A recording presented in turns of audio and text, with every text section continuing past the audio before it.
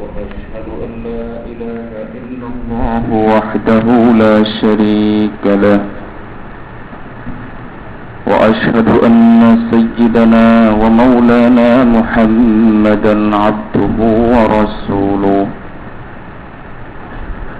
صلى الله تعالى عليه وعلى آله وأصحابه وبارك وسلم تسليما كثيرا كثيرا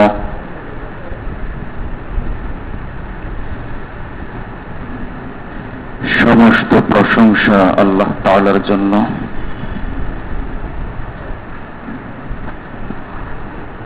আল্লাহ তাআলা আমাদেরকে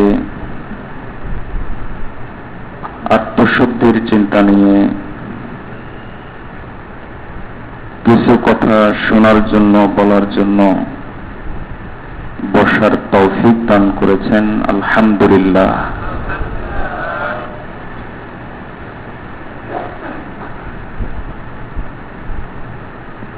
বলেছিলাম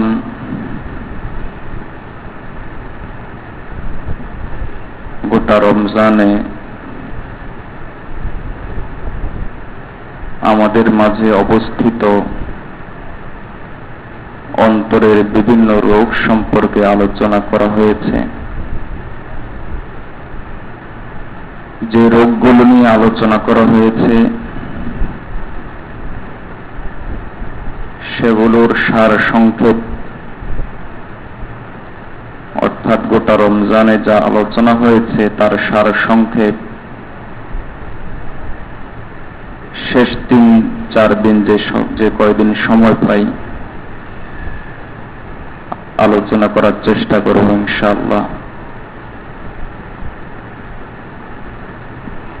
এরই ধারাবাহিকতায় গতকালকে আমরা আলোচনা শুনেছি কুদৃষ্টি সম্পর্কে। আমাদের মাঝে অবস্থিত বড় রোগ, নজরের হেফাজত করতে পারি না। দ্বিতীয় আরেকটা রোগের কথা বলেছিলাম যে আমরা গুনাহকে গুনাহ মনে করি না। তৃতীয় আরেকটা রোগ হলো কিছু গুনাহ আছে, গুনাহ মনে করি, কিন্তু সেগুলো থেকে তওবা করার প্রয়োজন মনে করি না।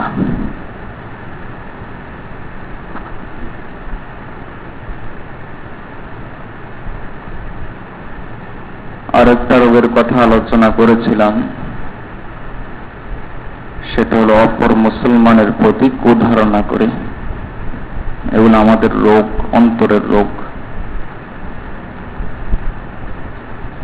আজকেও কিছু রোগ সম্পর্কে আলোচনা করা হবে।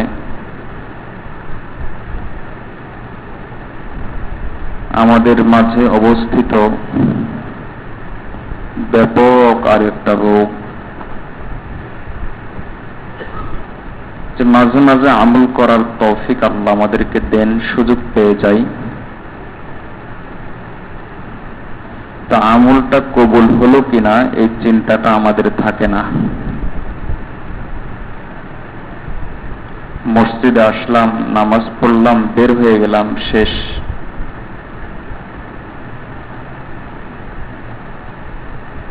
সুযোগ হলো জুমার নামাজে আসলাম, শরীক হলাম, বের হয়ে গেলাম, শেষ। কিন্তু আমলটা আমার আল্লাহর দরবারে কবুল হয়েছে কিনা আমল করার পরে এই চিন্তাটা আমরা করি না। এটাও বড় ধরনের রোগ। অথচ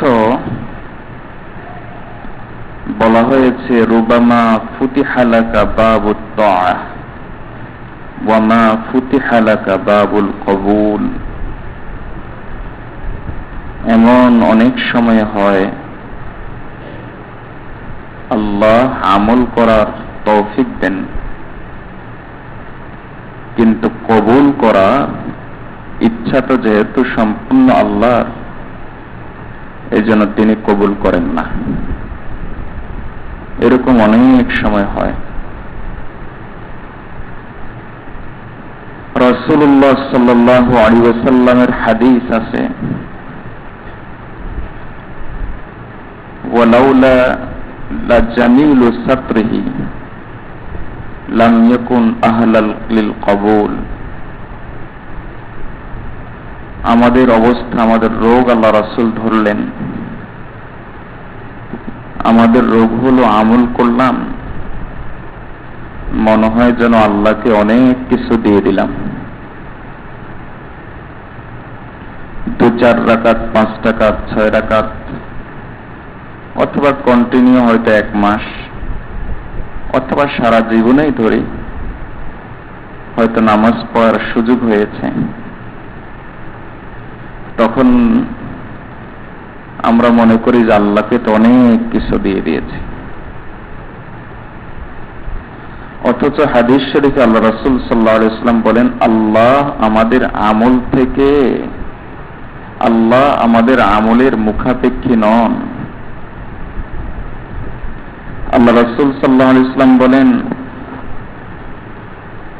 দুনিয়ার সমস্ত মানুষ যদি আল্লাহর ইবাদত করা শুরু করে দেয়, আল্লাহর বরকতে সামান্য পরিমাণ বাড়বে না। আর যদি সবাই নাফরমানি করা শুরু করে দেয়, আল্লাহর বরকতে সামান্য পরিমাণ কমবে না। তাহলে আমি আল্লাহকে দিব, তখনই তো দিব যদি আল্লাহর দরকার হয়। আল্লাহ তো এটার দরকারই নেই। আমার আমলের তো দরকার আল্লাহর নাই। আল্লাহ আমাকে আমল করার জন্য বলেছেন, তো আমার প্রয়োজনে। কিন্তু আমাদের অবস্থা হলো, ওই প্রবাদ আছে, সাল্লাল হাইকু রাকাতাইনি ফান্তাজারাল ওয়াহিয়া। এক নাপিত জীবনে নামাজ পড়ে নাই, একবার নামাজ পড়ার সুযোগ হলো। আরবি প্রবাদ, ওই নাপিত 2 রাকাত নামাজ পড়ল। 2 রাকাত নামাজ পড়ে এবার বসে আছে যে আমার উপর তো ওয়াহী চলে আসবে, আমি তো মনে হয় নবী হওয়ার কাছাকাছি পৌঁছে গেছি। আমরাও 2-4-5 ওয়াক্ত নামাজ পড়ে আল্লাহর কাছে দোয়া করি, আল্লাহ সমস্যা আছে সমাধান করে দেন। যোগের জুনায়েদ বাগদাদি হয়ে গেছে মনে করি, আব্দুল কাদের জিলানী মনে হয়ে গেছে।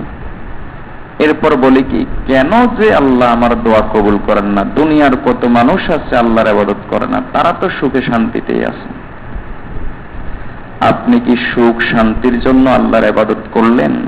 আল্লাহর এই ইবাদতের দরকার নাই। আপনার পরিবারের প্রয়োজন মেটানোর জন্য ইবাদত করলেন, আল্লাহর এই ইবাদতের দরকার নাই। পরীক্ষায় পাশ করার জন্য ইবাদত করলেন, আল্লাহর এই ইবাদতের দরকার নাই। কারণ আল্লাহর দরকার থাকলেই তো আমরা দিতাম, তিনি নিতেন। তাহলে আমাদের আমল করতে আল্লাহ তাআলা আমাদেরকে কেন বলেন? আমাদের দরকারে। এজন্য রাসূলুল্লাহ সাল্লাল্লাহু আলাইহি ওয়াসাল্লাম বলেন যে, বান্দা দেখো, আল্লাহর একটা গুণ আছে সাত্তার, তিনি তোমার গুনাহ গোপন করেন। ওই গুণটা যদি আল্লাহর না থাকতো, তাহলে তোমার একটা আমলও আল্লাহর কাছে গ্রহণযোগ্য হবার নয়। রাসূলুল্লাহ সাল্লাল্লাহু আলাইহি ওয়াসাল্লাম বলেন যে, একটা আমলও তোমার আল্লাহর কাছে গ্রহণযোগ্য হবার নয়।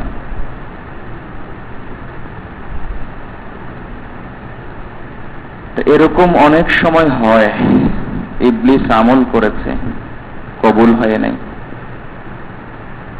ইবলিস আল্লাহর কাছে আমল করেছে, কিন্তু আল্লাহ তাআলা বলেন যে ইবলিস আগে থেকেই কাফের ছিল, শুধু মানুষকে ধোঁকা দিয়ে তাওসুল মালাকা হয়ে গেছে, ফেরেশতার কুলের সরদার হয়ে গেছে। তাহলে সে, তার আমল আল্লাহর কাছে কবুল হয় নাই। তাহলে আমল করতে পারা এটা যোগ্যতা না, যোগ্যতাটা হলো কবুল হওয়া, আল্লাহর কাছে গ্রহণযোগ্য হলো কিনা। এটা হলো আমাদের আরেকটা দোষ। রাসূলুল্লাহ সাল্লাল্লাহু আলাইহি ওয়াসাল্লাম আমাদের এই দোষগুলো খুব সূক্ষ্মভাবে ধরেছেন। আমাদের আমল যে কবুল হয় না, বা আমরা আল্লাহ মাফ করো কবুল হয় না না বলি, আল্লাহর কাছে পানা চাই, আমাদের আমল কবুল হয় ইনশাআল্লাহ। আল্লাহর কাছে আশা রাখি যে আল্লাহ আমাদের আমল কবুল করেন। কথাটা এভাবে বলতে হবে যে আমল কবুল হলো কিনা আমাদের ফিকির নাই। এই চিন্তাটা যত বেশি আসবে তত বেশি আল্লাহর দরবারে আমল কবুল হবে। আমাদের বুজুর্গানে দ্বীনের মধ্য থেকে একজন বুজুর্গ ছিলেন হযরত মাওলানা ইলিয়াস রহমতুল্লাহ আলাইহি। মুফতি শফি রহমতুল্লাহ আলাইহি উনার সাথে গেলেন, উনার সাথে দেখা করতে, কারণ অসুস্থ রোগী দেখতে যাওয়া, কোন মুসলমান রোগী দেখতে গেলে 70,000 ফেরেশতা তার জন্য দোয়া করে। এজন্য মুফতি শফি রহমতুল্লাহ আলাইহি তার কাছে গেলেন তার সাথে দেখা করতে। তখন ইলিয়াস রহমতুল্লাহ আলাইহি কেঁদে দিলেন। তো বললেন যে কাঁদছেন কেন? কাঁদছি, আমি তো একটা জামাত তৈরি করে দিলাম, কিন্তু জামাতে তো আলেম নাই, আলেমের সংখ্যা কম, আর যেই জামাতে আলেমের সংখ্যা থাকে না সেই জামাত গোমরা হয়ে যাওয়ার সম্ভাবনা থাকে। আমার দিলে দরদ ব্যথা হলো এই যে আলেমরা এটার সাথে আসুক, আমার এই জিনিসটা দেখুক, কোনো ভুল ত্রুটি থাকলে শুদ্ধ করে দিক, এজন্য আমি কাঁদছি আল্লাহর কাছে আমার এই আমলটা কবুল হচ্ছে কিনা। মুফতি শফি রহমতুল্লাহ আলাইহি বলেন যে আপনার যে ফিকিরটা আছে যে আল্লাহ আমলটা কবুল করেছেন কিনা, এটাই এই কথার প্রমাণ যে আল্লাহ আমলটা কবুল করে নিয়েছেন। তাহলে ফিকির যদি থাকে যে আল্লাহ আমার আমল কবুল করলেন কিনা, তাহলে আল্লাহ ওই আমল কবুল করে নেন। আর ফিকির যদি না থাকে তাহলে এটা তো আমি মনে হচ্ছে যেন আল্লাহর কাছে দিলাম, আল্লাহ আমার ঠেকায় ছিল, আমার কোনো ঠেকা নাই, ঠেকা হলো আল্লাহর, আমল করছি আল্লাহকে তো দিয়ে আসছি, এই একটা ভাব যদি থাকে তাহলে ওই আমল কবুল হয় না। আমাদের আরেকটা দোষ হলো, আমরা গতকাল বলেছি গুনাহ সম্পর্কে আমাদের দোষ কি। আজকে প্রথমে বলবো যে আমল করি আর আমল সম্পর্কে আমাদের দোষগুলো কি। আমাদের আরেকটা দোষ হলো আমরা আমল করি কেন? এই আমলটা যদি করি না করি লোকে কি বলবে, মানুষ কি বলবে, মানুষ আমাদেরকে কি বলবে। আমাদের অবস্থা হলো এই যে আমাদের নিজস্ব একটা পরিধি আছে, একটা সোসাইটি আছে। আমার পরিবারে আমার চেহারা একরকম, মসজিদে আমার চেহারা ভিন্ন রকম, অফিসে আমার চেহারা আরেক রকম, মাদ্রাসা আমার চেহারা আরেক রকম, ব্যবসা বাণিজ্যের স্থলে আমার চেহারা আরেক রকম। মসজিদে আসি, নামাজ পড়ি, কারণ নামাজ না পড়লে লোকে কি বলবে। এরপরে বাসায় গেলে পরিবারকে পর্দা করাই না, এর কারণ হলো ওই সোসাইটিতে যদি পর্দা করে লোকে কি বলবে। এই হলো আমাদের অবস্থা। আমাদের অবস্থা হলো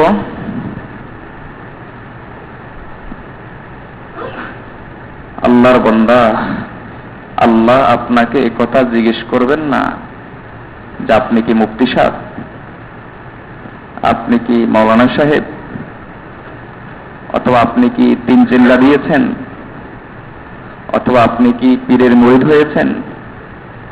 এটা আল্লাহ আপনাকে জিজ্ঞেস করবে না। আল্লাহ আপনাকে জিজ্ঞেস করবে আপনি কি কবিরা গুনাহ ছেড়েছেন, আপনি কি কবিরা গুনাহ করেছেন, এটা আল্লাহ আপনাকে জিজ্ঞেস করবে। এটা আল্লাহ আপনাকে জিজ্ঞেস করবে না যে আপনি কি অমল আমলটা করেছেন। আল্লাহ দেখবেন ওই আমলটা কবুল হলো কিনা। আমল করেছেন কিনা সেটা আল্লাহ দেখবেন না, আল্লাহ দেখবেন ওই আমলটা কবুল হলো কিনা। তা আমাদের অবস্থা হলো এই যে লোকে কি বলবে, লোকে কি বলবে এজন্য আমাদের ইবাদত, লোকে কি বলবে এজন্য আমাদের নামাজ, লোকে কি বলবে এজন্য আমাদের গুনাহ, লোকে কি বলবে এজন্য আমাদের টেলিভিশন, লোকে কি বলবে এজন্য আমাদের বেপর্দা, লোকে কি বলবে এজন্য আমাদের আলেম ওলামার সাথে সম্পর্ক রাখা, লোকে কি বলবে এজন্য আমাদের আল্লাহ রাস্তায় সময় দেওয়া। সবকিছুর পিছনে একটাই কাজ করে, যে লোকে কি বলবে। আল্লাহর বান্দা, কাবিলিয়ত শর্ত নেই, কবুলিয়ত শর্ত হ্যায়। আমাদের বুজুর্গানে দ্বীন একটা কথা আমাদের অন্তরে বারবার ঢুকিয়ে দেওয়ার চেষ্টা করেছেন, কাবিলিয়ত শর্ত নেই, কবুলিয়ত শর্ত হ্যায়। আপনার মাঝে সিফাত চলে আসাটা এটা জরুরি না, এটা অবশ্যই জরুরি, তবে আল্লাহর কাছে নাজাত পাওয়ার জন্য এটা জরুরি না। আল্লাহর কাছে নাজাত পাওয়ার জন্য জরুরি হলো ওই সিফাত কবুল হলো কিনা, আপনার ওই আমলটা কবুল হলো কিনা। দৃষ্টান্ত দিচ্ছি, বাদশাহ আকবরের সময়ে দুইজন বড় আলেম ছিলেন। একজনের নাম হলো আবুল ফজল, আরেকজনের নাম হলো ফয়জি।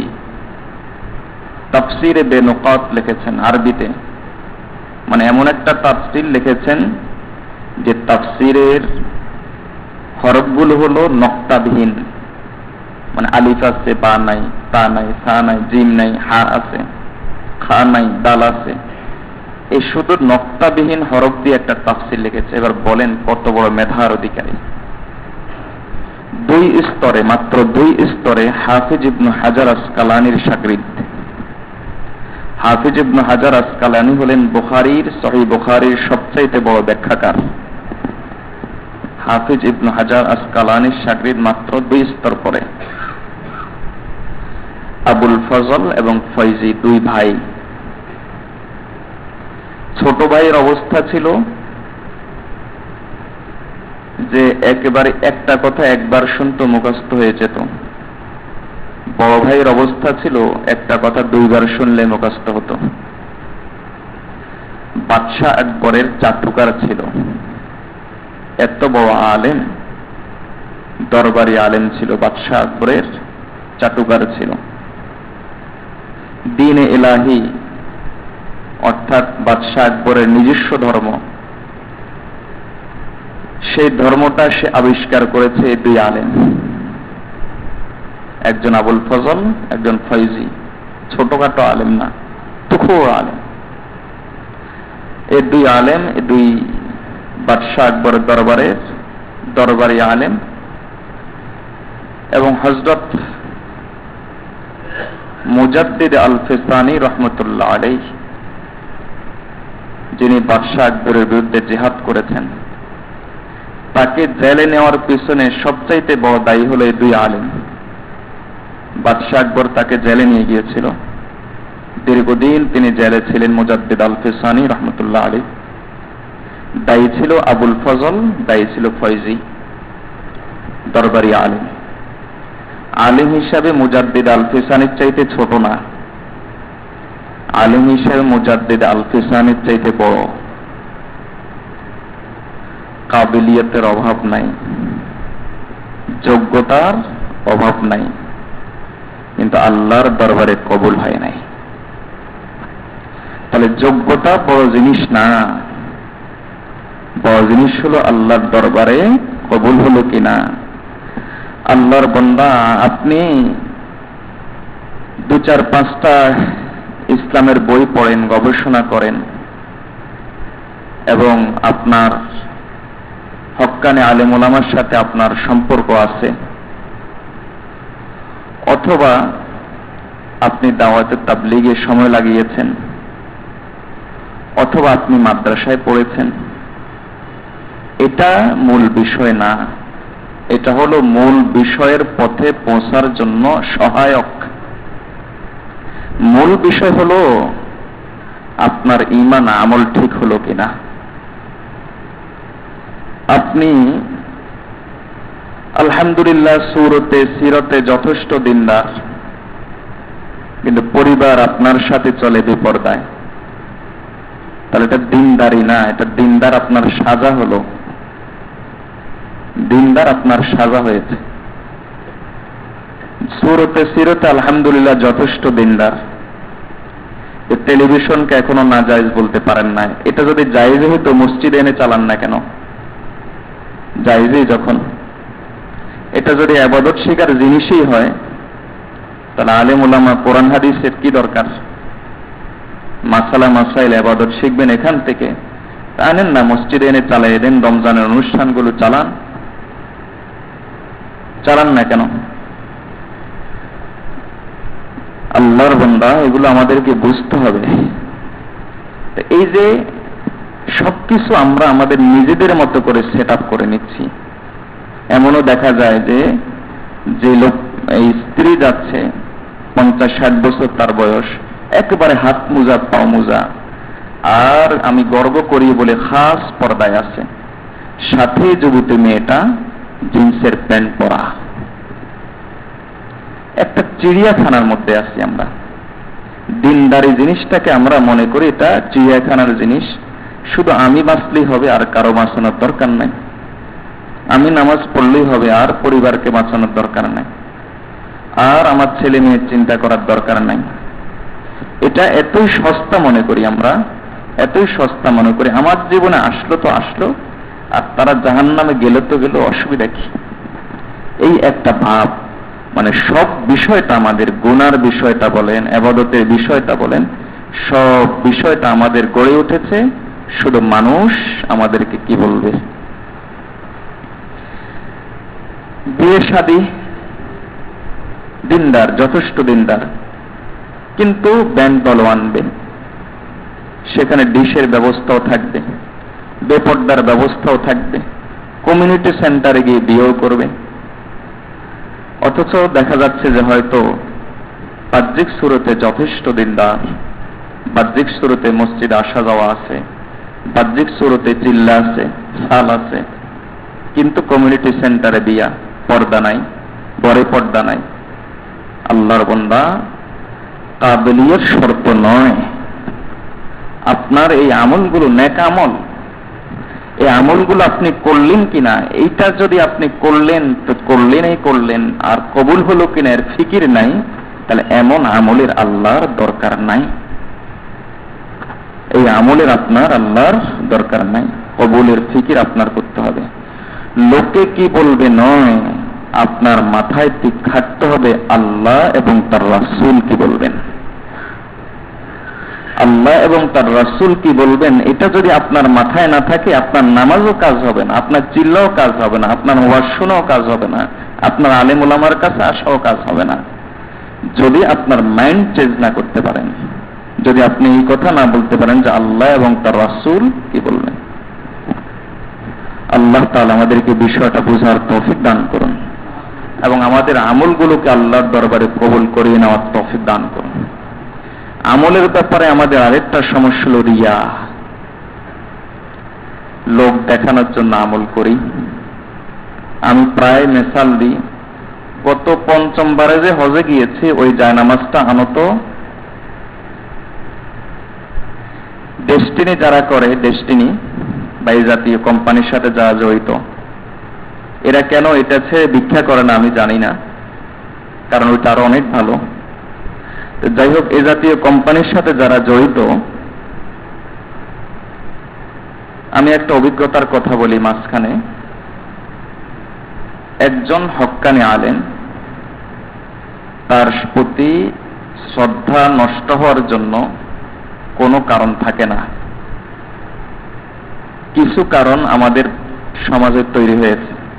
কারণ ওই আলেম নামাজ পড়েন, তাহলে এটা বলতে পারবেন না যে নামাজ পড়ে না। ওই আলেম পর্দা করে, এটা বলতে পারবেন না যে পর্দা করে না। স্ত্রীকে পর্দা চালায়, এটা বলতে পারেন না যে পর্দা স্ত্রীকে চালায় না। বাসায় টেলিভিশন থাকে না, তাহলে এটা বলতে পারবেন না যে ডিশ দেখে না। এই ধরনের কিছু লোককে, যাদের শরীরের মধ্যে কোনো দাগ নাই, জীবনে কোনো দাগ নাই, গুনার পরিবেশ বুঝে নাই, গুনার পরিবেশ যারা দেখে নাই, এদেরকে নষ্ট করার জন্য বের হয়েছে কিছু মাল্টিপারপাস কোম্পানি, কিছু সমিতি, কিছু মাল্টিপারপাস কোম্পানি, নাম দিবে সুদ মুক্ত। এরপরে আলেম বেচারা জীবনের দুনিয়া থেকে দূরে থেকেছে, এবার দুনিয়া তার সামনে নাচাবে। আর আল্লাহ তাআলা মানুষের অন্তরের মধ্যে দুনিয়ার মহব্বত সৃষ্টিগতভাবে তৈরি করে দিয়েছেন। একবার দুইবার তার সামনে নাচবে, তখন বলবে যে হ্যাঁ এটা করা দরকার। এবার সে ডেস্টিনির সাথে জড়িত হয়, সে মাল্টিপারপাস কোম্পানির সাথে জড়িত হয়, এবার সেটাকে জায়েজ বলার চেষ্টা করে, এবার সেটার পথে সেটার পিছনে শ্রম দেওয়া শুরু করে দেয়। এবার তার দিন মাকসাদ না, এন্ড ডেস্টিনি মাকসাদ। 5 মিনিট আপনার সাথে কথা বলছে, 10 মিনিট কথা বলছে, 5ম মিনিটের মাথায় আপনার চলে আসবে তার নিজস্ব কোম্পানির অ্যাডভার্টাইজ। 6ষ্ঠ মিনিট লাগবে না, 6 নম্বর মিনিট লাগবে না, আপনার সাথে হয়তো দাওয়াত দিচ্ছে, দিনের দাওয়াত, নামাজের দাওয়াত দিচ্ছে, কিন্তু নামাজের দাওয়াতের ফাঁকেই আপনার কাছে চলে আসবে ওই তার ওই কোম্পানির কথা। কারণ তার মগজ মস্তিষ্কে ওই কথা ঢুকে গেছে। হক্কানি আলেম ওলামাকে নষ্ট করার জন্য, তাদের গায়ের দাগে, তাদের শরীরে, তাদের জীবনের মধ্যে দাগ ফেলার জন্য এটা একটা মারাত্মক বিষ। আল্লাহ তাআলা আমাদেরকে বিষয়টা বোঝার তৌফিক দান করুন। আমাদের আলেম ওলামার অনেকে এর সাথে জড়িত হয়ে যায়, অথচ কোন মুফতি এটাকে জায়েজ বলছেন না, কিন্তু জড়িত হয়ে যাচ্ছেন। তো যাই হোক, যেটা বলতে চাচ্ছিলাম, রিয়া, আমাদের আরেকটা সমস্যা হলো রিয়া। তো আমাদের রিয়া হলো অবস্থা কি? তো এরকম ভাবে আমাদের কিছু ভাই এরকম আছেন, দিনের সময় লাগান, আলহামদুলিল্লাহ দিনের সময় লাগিয়ে বিদেশ সফর করে আসেন, আপনার সাথে 3 মিনিট কথা বলবে, 3য় মিনিটের মাথায় আসবে যে উনি সাউথ আফ্রিকা সফর করে এসেছেন, উনি সুদান সফর করে এসেছেন দিনের কাজে। এটার নামই হলো রিয়া। আব্দুল্লাহ ইবনে মুবারক রাহমাতুল্লাহ আলাইহি বলেন যে এক লোক কাবা শরীফের চত্বরে কাবা শরীফের গিলাফ ধরে আল্লাহর দরবারে কাঁদছিল। আব্দুল্লাহ ইবনে মুবারক বলেন যে ওই লোকের মধ্যে রিয়া থাকতে পারে। লোকে জিজ্ঞেস করলো কিভাবে? তো কারণ সেই লোকটা হলো খোরাসানের লোক, তার অন্তরে অন্তরে এই কথা ছিল, আহা, খোরাসানের মানুষ যদি এখন আমাকে দেখতো, আমি কি কান্দা না কাঁদি, আমি কিভাবে জানা করি। এটাই হলো রিয়া, লোককে দেখানোর উদ্দেশ্যে আমল করা। অথচ রাসূলুল্লাহ সাল্লাল্লাহু আলাইহি ওয়াসাল্লাম বলেন যে মান সাল্লা ইউরাইন নাস ফাকাদ আশরাকা, যে ব্যক্তি মানুষকে দেখানোর জন্য নামাজ পড়ছে সে শিরিক করলো।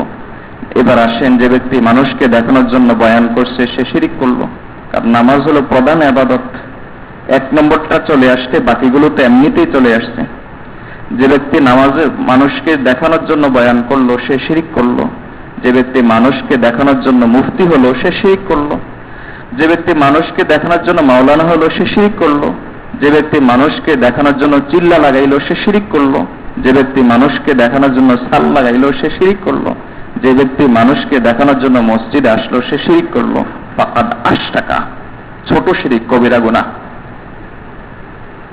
বাদশাহ হারুনুর রশিদের দরবারে এক লোক গ্রামে থাকে, পানি নিয়ে আসছে। চিন্তা করলো যে এই লোক গ্রামে থাকে তো বেচারা, মনে মনে ভাবলো বাদশাহ থাকে শহরে, বেচারা আমরা যে কূপের পানি খাই এমন ঠান্ডা কূপের পানি তো জীবনে দেখে নাই। এই জন্য বাদশাকে মহব্বত করে, তো এই জন্য মাটির কলসিতে করে ওই ঠান্ডা কূপের পানি বাদশার দরবারে হাদিয়া নিয়ে গেল। দূর সফর, রোদ, তখনকার ওনারা তো খলিফা ছিলেন, দিনদার ছিলেন, আল্লাহওয়ালা ছিলেন। এই বেচারা সরল মানুষ নিয়ে গেল পানি বাদশার দরবারে। নীতি নীতি নীতি নীতি পানিটা হয়ে গেছে দুর্গন্ধ, পোকা পড়ে গেছে। তো বাদশাহ তার কাছে যখন এটা উপস্থাপন করা হলো, যে বাদশাহ জনাব, আপনি তো পানি পান না, ঠান্ডা পানি, আহা, আমার পুকুরের পানি যে ঠান্ডা, যতবার পানি পান করি ততবার আপনার কথা মনে ওঠে, যদি একটু বাদশাকে খাওয়াইতে পারতাম, এজন্য নিয়ে আসলাম। তো বাদশাহ তো বিষয়টা বুঝে ফেলেছেন, এজন্য ওই কলসিটা আর খোলেন নাই। তিনি বললেন যে আরেকটা কলসি একে হাদিয়া দিয়ে দাও, কিছু টাকা পয়সা সহ জিনিসপত্র হাদিয়া দিয়ে দাও। দিয়ে দিল। তারপর যাওয়ার সময় বলল, যখন ওই লোক চলে গেল তখন পিছনে আরেক লোককে পাঠালো, বলে তুমি ওই কলসিটা নিয়ে যাও। তারপর তার পাশ দিয়ে যাবে, তখন সে যখন দেখবে যে তারই কলসি, তো জিজ্ঞেস তো করবে যে ভাই তুমি কলসিটা পাইলে কোথায়? তখন তুমি বলবা যে বাদশা আমাকে হাদিয়া দিছে। তখন দুইজনেই বলবা দেখি কি হাদিয়া দিছে। এটার ছলে তার এই পানির কি অবস্থা তাকে দেখায় দিবা। তারপরে এটাই হলো, দেখি কলসিটার কি অবস্থা। ওভাবেই যখন দেখলো, দেখে খোলার সাথে সাথে দুর্গন্ধ বের হলো। তখন ওই গ্রাম্য লোক চিন্তা করলো যে আহা, আমি দিলাম কি পানি, মনে তো করছি ঠান্ডা পানি দিছি, আসলে তো এটা যে দুর্গন্ধ হয়ে গেছে আমি বুঝি নাই। বাদশার মহানুভবতা, এজন্য পানিটা তো নিলেন আরো উল্টা হাদিয়া দিয়ে দিলেন। চলো, বাদশার মহানুভবতা। তো আমাদের আমলগুলো যে এরকম দুর্গন্ধ হয়ে গেছে, এটা আমরা টের পাই না। আমরা তো মনে করি আল্লাহকে দিছি, একবারে দিয়ে তো দিলাম, এটা আমরা অনুভব করি না। এটা হলো রিয়া। এটা হলো আমাদের আরেকটা দোষ। আল্লাহ তাআলা আমাদেরকে এই দোষগুলো থেকে বেঁচে থাকার তৌফিক দান করুন। আমাদের বড়রা বলেন যে ভাই, আপনি যখন বাজারে যান, বাজারে গেলে পরে আপনি 5 টাকার, 10 টাকার, 20 টাকার, 50 টাকার আপেল কেনার জন্য 10 বার বাছাই করেন। 150 টাকা দিয়ে, 200 টাকা দিয়ে এক কেজি আপেল কিনবেন, দেখেন কোনখানে দাগ আছে কিনা। আপনি আর আমি নাপাক পানি থেকে তৈরি, মাটি থেকে তৈরি, আর আমার আপনার রুচি হলো এই। আর আল্লাহ হলেন সবচাইতে রুচিবান সত্তা। আপনি দাগ লাগাবেন আমলে আর আল্লাহ কবুল করবেন, এটা কিভাবে ভাবলেন? আল্লাহর চাইতে রুচিবান সত্তা তো আর কেউ নাই। মেয়েকে সাজিয়ে দিচ্ছে স্বামীর বাড়িতে। এখন তার বান্ধবীরা বলল, তুমি তো যাচ্ছ স্বামীর বাড়িতে, মাশাআল্লাহ। মেয়ের মুখে হাসি নাই। কেন? যাচ্ছি তো ঠিক আছে, আমাকে সাজাচ্ছ তো ঠিক আছে, কিন্তু যার জন্য সাজাচ্ছ তার যদি পছন্দ না হয়। আমল তো আমরা আল্লাহর জন্য করি, কিন্তু আল্লাহর যদি পছন্দ না হয়, করি তো আল্লাহর জন্য, কিন্তু আল্লাহর পছন্দ হলো না, তাহলে কি অবস্থা হবে? এরকম অনেক সময় দেখা যায় একই পরিবারের 3-4 মেয়ে, 2 মেয়ে, 3 মেয়ে খুব তেমন সুন্দরী না, আরেক মেয়ে একেবারে আগুনের মতো সুন্দরী, গুণের অভাব নাই, রূপের অভাব নাই, গুণ রূপ দুটাই যেন ঝরে পড়ে এমন মেয়ে। ওই 3 মেয়ে স্বামীর সংসারে খুব সুখে আছে, আর এই মেয়ের তালাক হয়ে গেছে। এরকমও তো হয়। তাহলে জন্য ফিকির থাকতে হবে আল্লাহর বান্দা, এটা ফিকির থাকতে হবে, রিয়া হচ্ছে কিনা, মানুষ কি বলে এটা নয়, আল্লাহ এবং তার রাসূল কি বলছেন এটা, এবং আমার আমলটা আল্লাহর দরবারে কবুল হলো কিনা, এই ফিকিরটা আমার আর আপনার থাকতে হবে। এই ফিকিরটা যদি আপনার আমার না থাকে, আমলের সাইজ আল্লাহ দেখেন না, আমলের কোয়ান্টিটি আল্লাহ দেখেন না, আল্লাহ দেখেন আমলের কোয়ালিটি। কাজেই আমার আমলের কোয়ালিটি কি সেটা আপনাকে দেখতে হবে। বায়াররা বিদেশ থেকে আসে, ওইদিন শুনলাম একজনের মুখে লাল রঙের হয়তো জামা বানানোর জন্য দিয়েছে, কিন্তু হুবহু যেটা দিয়েছে সেটা 19-20 হয়ে গেল, লক্ষ কোটি টাকার মাল তারা নিচ্ছে না, দিয়ে যাচ্ছে। এটা হলো দুনিয়ার মানুষের রুচি। দুনিয়ার মানুষের রুচি কোয়ালিটি যদি একটু খারাপ হয়, তাহলে 5,000 টাকা জিনিস পরে অকশনে 500 টাকাও বিক্রি করা যায় না। তাহলে কোয়ালিটি যদি একটু খারাপ হয়, দুনিয়ার মানুষের রুচি হলো এই, তাহলে আল্লাহর রুচি কত বেশি। বেদাত করি, খুব বেদাত করি, মনে করি যে আমল তো খুব করছি, বেদাতও করি, আমলও করি। আল্লাহর বান্দা, এখানে কি আল্লাহ এবং তার রাসূলের সিল আছে কিনা, কবুল হয়ে গেছে, এটা ফিকির করি না। আল্লাহ এবং তার রাসূল সাল্লাল্লাহু আলাইহি ওয়াসাল্লাম অত্যন্ত রুচিবান। এজন্য আপনি খুশি করবেন মানুষকে, প্রত্যেক আমলের জাযা আছে। এটা কোরআন মজিদ আল্লাহ তাআলা বলেন, ফামান ইয়ামাল মিসকালা যাররাতিন খায়রান ইয়ারা, ভালো আমল করবেন, জাযা আছে। বুদ্ধিমান হলো, বোকা হলো সেই ব্যক্তি যে ব্যক্তির জাযা শুধু এতটুকু চায়, হ্যাঁ মানুষ আমাকে তো মুসল্লি বলবে, মানুষ তো আমাকে ভালো মানুষ বলবে, মানুষ তো আমাকে দিনদার বলবে। এ হলো সবচাইতে বোকা, সে এতটুকু পুরস্কারেই সন্তুষ্ট। আর চালাক হলো সবচাইতে ওই ব্যক্তি যে এর জাযাটা, পুরস্কারটা আখিরাতে ধরে রাখে। তাহলে বুদ্ধিমান না চালাক? আমরা হলাম বোকা, বুদ্ধিমান না। হাদিস শরীফে রাসূল সাল্লাল্লাহু আলাইহি ওয়াসাল্লাম বলেন, কিয়ামতের ময়দানে দিয়ে দেওয়া হবে, কিলা, বলা হবে যে তোমাকে তো বলা হয়েছে, মুফতি সাহেব তো বলছে, আর দরকার কি তোমার আমার কাছে পুরস্কারের? পুরস্কার তো পেয়ে গেছো। তাহলে কোনো আমল পুরস্কারবিহীন না। দিনদার সাজেন, মানুষ আপনাকে দিনদার বলবে, পুরস্কার দুনিয়াতে শেষ। আখিরাতে দিনদার সাজাতে কাজ হবে না, দিনদার হতে হবে। আখিরাতের জন্য দিনদার সাজলে কাজ হবে না, দিনদার হতে হবে। দুনিয়াতে শেষ, পুরস্কার পেয়ে গেছেন। আল্লাহ তাআলা আমাদেরকে বিষয়টা বোঝার তৌফিক দান করুন। এজন্য আল্লাহর দরবারে আমল কবুল হলো কিনা এটা চিন্তা আমাদের করতে হবে। কোরআন মজিদ আল্লাহ তাআলা বলেন, ইল্লা মান আতাল্লাহা বিকলবিন সালিম, আল্লাহ ওই ব্যক্তির আমলে কবুল করেন যার অন্তরে ইখলাস আছে। আল্লাহ তাআলা আমাদেরকে ইখলাসের সাথে আমল করার তৌফিক দান করুন। তৃতীয় আমাদের আরেকটা রোগ হলো, আমরা জবানের হেফাজত করি না। জবানের হেফাজত করি না, এটা আমাদের আরেকটা রোগ। জবান আমরা মনে করি কাঁচি, হয় আরেকজনের ইজ্জত কাটবো, আরেকজনের সম্মান কাটবো, আরেকজনের মান সম্মান কাটবো, আরেকজনকে উপহাস করব, আরেকজনের গীবত করব, আরেকজনের শিকায়েত করব। এই হলো আমাদের জবান। আরবি প্রবাদ, চারমুহু সাগীরুন জুরমুহু কাবীরুন, সাইজ ছোট, অপরাধ অনেক বড়। এই হলো আমাদের জবান। আমরা জবানের হেফাজত করি না।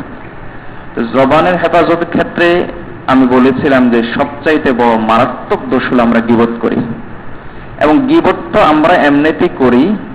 এবং আমি আরো বলেছিলাম যে আরো মারাত্মক দোষ হলো গীবতের মধ্যে আমরা দিনদারির লেভেলে গীবত করি, দিনদারির সুরতে গীবত করি। ইসলামের খেদমতের তরিকা হলো চারটা। চার তরিকায় ইসলামের খেদমত করা যায়। এক হলো তালিম। তালিম মানে আলেম হওয়া, আলেম বানানো, তালিম। আরেকটা হলো তাবলীগ, দ্বীনি ইলমের প্রচার প্রসার করা। আরেকটা হলো তাজকিয়া, মানে আত্মশুদ্ধি, যেটা পীর মুরিদি নামে প্রসিদ্ধ হয়েছে। আর আরেকটা হলো জিহাদ। দ্বীনের খেদমতের কয়টা তরিকা? আমার সাথে বলেন, এগুলো জরুরি কথা। দ্বীনের খেদমতের তরিকা হলো চারটা। যারা তালিমের সাথে আছে, মানে আমরা আলেম ওলামা, তারা যখন দেখি যে যারা তাবলীগের সাথে আছে, এরা চিল্লা দিয়ে এসে এখন আর আলেম ওলামাকে দরকার মনে করে না, সাল লাগানোর পর আর তাদেরকে দরকার মনে করে না। তখন এবার সমালোচনায় লেগে যাই যে এরা তো দেখি যে গোমরা হয়ে যাচ্ছে। আবার যারা তাবলীগের সাথে আছে, তারা দেখে যে ওই আলেম সাহেব তো চিল্লা দেন নাই, ওই আলেম সাহেব তো সাল লাগান নাই, কাজেই উনার খেদমত যতই থাক, সাল লাগান নাই, কেমন যেন হয়ে গেল। আবার যারা তাজকিয়ার সাথে আছে, তারা তখন দেখেন যে একজন লোক আলেম হওয়ার পরও কবিরা গুনাহ ছাড়তে পারে না, মুফতি হওয়ার পরও ডেস্টিনি ছাড়তে পারে না, কবিরা গুনাহ ছাড়তে পারে না, ধোঁকাবাজি ছাড়তে পারে না, সুদের কারবার ছাড়তে পারে না। ভিতরে ভিতরে, উপরে উপরে মুফতি, ভিতরে ভিতরে শয়তান। আবার তাবলিগে যাওয়ার পরও দেখা যাচ্ছে যে একবারে 20-30 বছর তাবলিগ করেছে, টেলিভিশন বের করতে পারে নাই। তখন ওনারাও বিভ্রান্ত হন, বলেন যে এদের তাজকিয়া দরকার, এরা যে কেন যে তাজকিয়া করে না, তাজকিয়া না করে গোমরা হয়ে গেছে। আবার যারা জিহাদের লাইনে আছে তারা যখন দেখলো যে এরা ইলায়ে কালিমাতুল্লাহ, আল্লাহর দ্বীন প্রতিষ্ঠার কাজে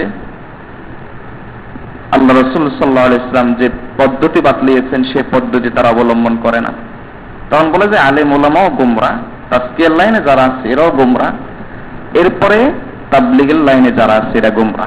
এই যে সমালোচনার এই চিত্রটা আমি আপনাদেরকে তুলে ধরলাম, এটা কি দুনিয়া মনে করে হয় না দ্বীন মনে করে হয়?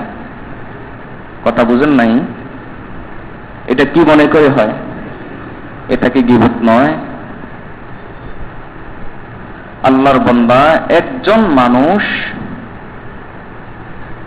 মানুষ দ্বীনের খেদমতের সাথে, একটা তরিকার সাথে, একটা লাইনের সাথে জড়িত থাকার পর তার জন্য ওয়াজিব হয় বাকি সব তরিকা যেগুলো হক মেহনত হয় সেগুলোকে মহব্বত করা, সমর্থন করা, আর সে জড়িত থাকবে তার যেভাবে রুচি সেভাবে। যার রুচি এলেমের সাথে সম্পর্ক থাকার, সে এলেমের সাথেই জড়িত থাকবে, এই লাইনে খেদমত করবে, বাকি হকভাবে যত মেহনত হয় সেগুলোকে মহব্বত করবে। যার রুচি তাবলিগের সাথে সম্পর্ক রাখার, সে এই লাইনে মেহনত করবে। তাবলিগের মধ্যে আবার অনেকের রুচি, যেটা আমাদের সমাজ আলহামদুলিল্লাহ যে তরিকা আছে সেই তরিকায় মেহনত করার, সেই তরিকায় করলো। আবার অনেকের রুচি এই তরিকায় না, অনেকের রুচি ভিন্ন তরিকায়, লেখালেখি দ্বীনের প্রচার করলো, অনেকের রুচি বয়ানের মাধ্যমে দ্বীনের প্রচার করলো, অনেকের রুচি অন্যভাবে দ্বীনের প্রচার করলো। তা সে দ্বীনের প্রচার সেভাবে করুক বাস, আর বাকি তার ওয়াজিব হলো অন্যগুলোকে মহাব্বত করা।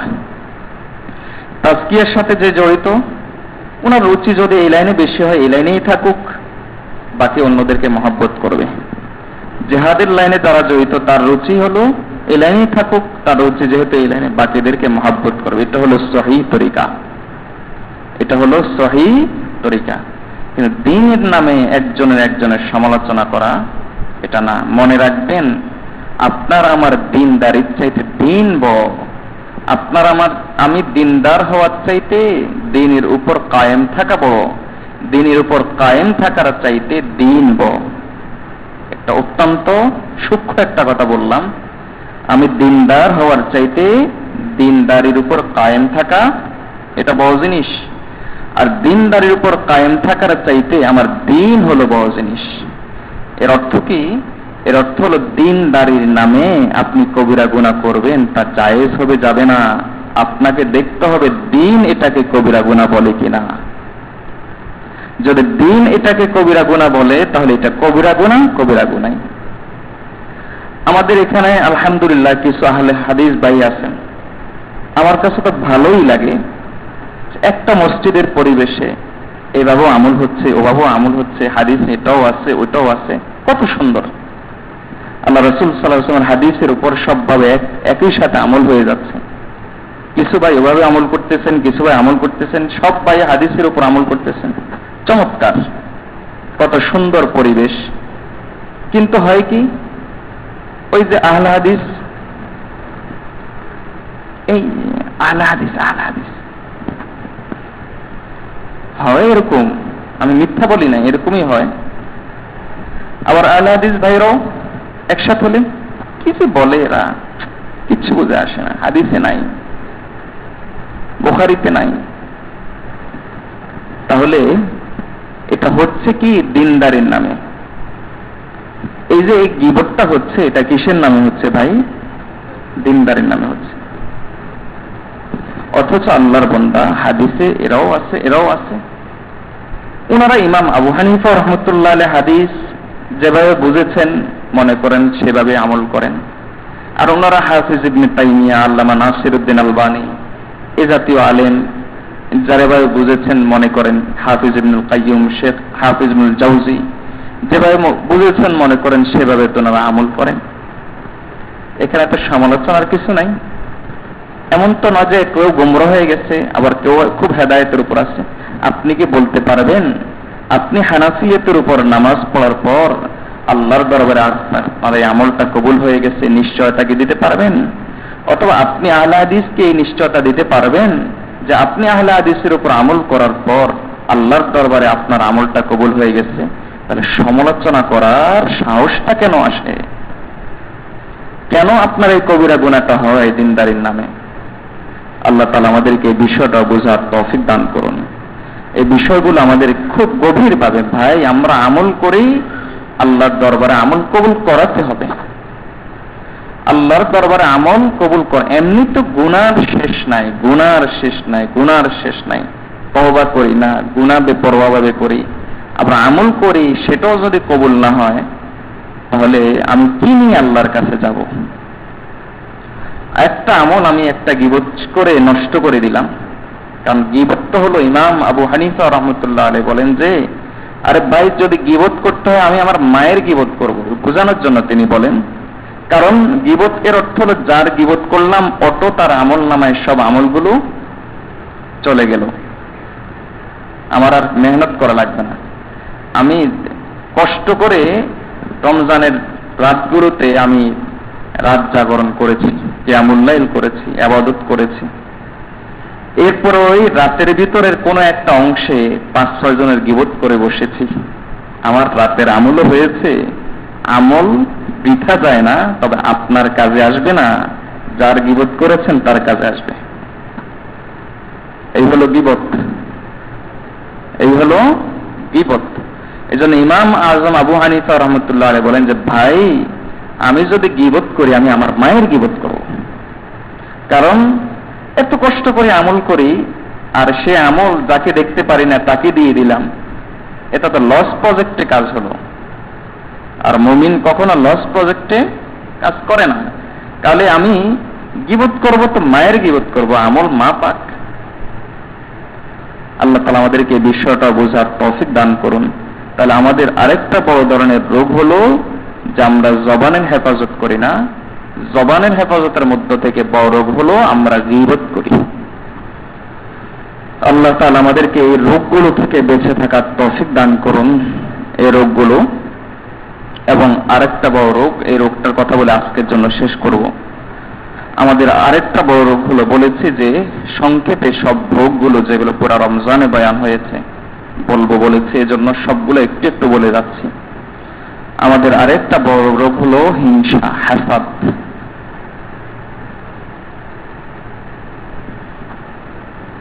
আমরা হিংসা কয়েক ধরনের হয়।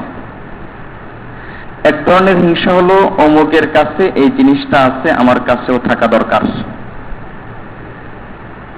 তবে আমি তার ক্ষতি চাই না, আমি চাই এটা আমার কাছেও থাক তার কাছেও থাক। এটাকে হিংসা বলা হয় না, এটাকে বাংলায় বলা হয় ঈর্ষা। এটা বাংলায় বলা হয় এটা ঈর্ষা। আরেক ধরনের হিংসা হলো যে আমার কাছে থাক বা না থাক, তবে তার কাছে না থাক। এর নাম হলো হিংসার প্রথম স্তর। এটা হলো হিংসার প্রথম স্তর। আরেকটা হলো যে আমার ক্ষতি হলে হোক, তবে আমি তার ক্ষতি করবই, মানে আমারও না থাক তারও না থাক। এটা হলো হিংসার সর্বশেষ স্তর। এটাকে বলা হয় বুগজ বা বিদ্বেষ। ঈর্ষা খারাপ না, ঈর্ষা গুণ। ঈর্ষা গুণ, তার কাছে থাক আমার কাছেও থাক, এই জন্য তার মতো হওয়ার চেষ্টা করা। তবে আমাদের বড়রা বলেন যে এটা যদি দুনিয়ার ক্ষেত্রে হয় তাহলে এটা বিপরীত হতে পারে, ক্ষতির দিকে চলে যেতে পারে। এজন্য দুনিয়ার ক্ষেত্রে ঈর্ষাও না করা। ঈর্ষা দুনিয়ার ক্ষেত্রে নাজায়েজ না, তবে নাজায়েজ পথে নিয়ে যাওয়ার সম্ভাবনা থাকে, হারাম পথে নিয়ে যাওয়ার সম্ভাবনা থাকে। এই জন্য দুনিয়ার ক্ষেত্রে ঈর্ষা না করা, আর আখিরাতের বেলায় ঈর্ষা করা। আব্দুল্লাহ ইবনে মুবারক রাহমাতুল্লাহ আলাইহি বলেন, দুনিয়ার বেলায় দেখো তোমার চাইতে ছোটকে, আখিরাতের বেলায় দেখো তোমার চাইতে বড়কে। ঈর্ষা করেন যে অমুক এত ইবাদত করে, আমি কেন করি না, অমুক এত ভালো মানুষ, আমি কেন ভালো মানুষ হই না। এজন্য হাদিস শরীফে রাসূলুল্লাহ সাল্লাল্লাহু আলাইহি ওয়াসাল্লাম বলেন যে ঈর্ষা জায়েজ। এক লোককে আল্লাহ তাআলা ইলম দিয়েছেন, আর সে ইলম অনুযায়ী আমল করে, তার ব্যাপারে আমি ঈর্ষা করলাম। এক লোককে আল্লাহ তাআলা সম্পদ দিয়েছেন, সেই সম্পদ আল্লাহর রাস্তায় খরচ করে, আমি তার ব্যাপারে ঈর্ষা করলাম। আল্লাহ রাসূল দুইটা জায়েজ পদ্ধতি দিয়ে দিচ্ছেন। এরপর আল্লাহ রাসূল বলেন লা হাসাদা, এই ছাড়া আর কোন জায়গাতে ঈর্ষা জায়েজ নাই, মানে এটা কারণ হিংসা হয়ে যায়। হিংসা হলো আমাদের আরেকটা রোগ। রাসূলুল্লাহ সাল্লাল্লাহু আলাইহি ওয়াসাল্লাম বলেন যে যেভাবে শুকনো লাকড়িকে, আল্লাহ রাসূল সাল্লাল্লাহু আলাইহি ওয়াসাল্লাম একবার বললেন যে কিছু শুকনা লাকড়ি আনো, তো কিছু শুকনা লাকড়ি আনো। সাহাবায়ে কেরাম শুকনা লাকড়ি এনে একটা স্তূপ করে ফেললেন। আল্লাহ রাসূল সাল্লাল্লাহু আলাইহি ওয়াসাল্লাম সেখানে আগুন মেরে দিলেন, লাকড়িগুলো জ্বলে আসতে বসে গেল। আল্লাহ রাসূল বলেন এটা হলো হিংসা। বলেন আর কিভাবে দৃষ্টান্ত দিবেন? রাসূল সাল্লাল্লাহু আলাইহি ওয়াসাল্লাম বলেন যে তোমার আমলগুলোকে নষ্ট করার জন্য যে কাজটা, সেটা হলো এই হিংসা। হিংসা আমল নষ্ট করে দেয়। এজন্য এই রোগ থেকেও বেঁচে থাকার চেষ্টা করবে ইনশাআল্লাহ। আল্লাহ তাআলা যে রোগগুলোর কথা আজকে আলোচনা করেছি, কালকে ইনশাআল্লাহ বাকি সবগুলো আর বাকি যেগুলো আছে সেগুলো সম্পর্কে আলোচনা করব। যে আজকে যেই রোগগুলোর কথা বলেছি এগুলো থেকে আল্লাহ তাআলা আমাদেরকে বেঁচে থাকার তৌফিক দান করুন। সর্বশেষ একটা হাদিস শোনাই, বারবার এই হাদিস শুনিয়েছি। রাসূলুল্লাহ সাল্লাল্লাহু আলাইহি ওয়াসাল্লাম বলেন, মান ইয়াবমানলি বাইনা লিহিয়াইহি ওয়া ফাখযাইহি, যে ব্যক্তি জিম্মাদারি নিয়ে জবান এবং যৌবনের এমন কি আছে যে এই দুইটার জিম্মাদারি নিবে, আজমান লাহুল জান্নাহ, আমি নবী আলাইহিস সালাম তার জন্য জান্নাতের জিম্মাদারি নিব। আল্লাহ তাআলা আমাদেরকে আমাদের জবানের জিম্মাদারি নেওয়ার তৌফিক দান করুন, জবানের হেফাজত করার তৌফিক দান করুন, আর অন্তরের মধ্যে আল্লাহ তাআলা আমাদেরকে ইখলাসের নূর দ্বারা ভরপুর করে দিন। সবাই আমরা ইস্তিগফার করি। আস্তাগফিরুল্লাহ।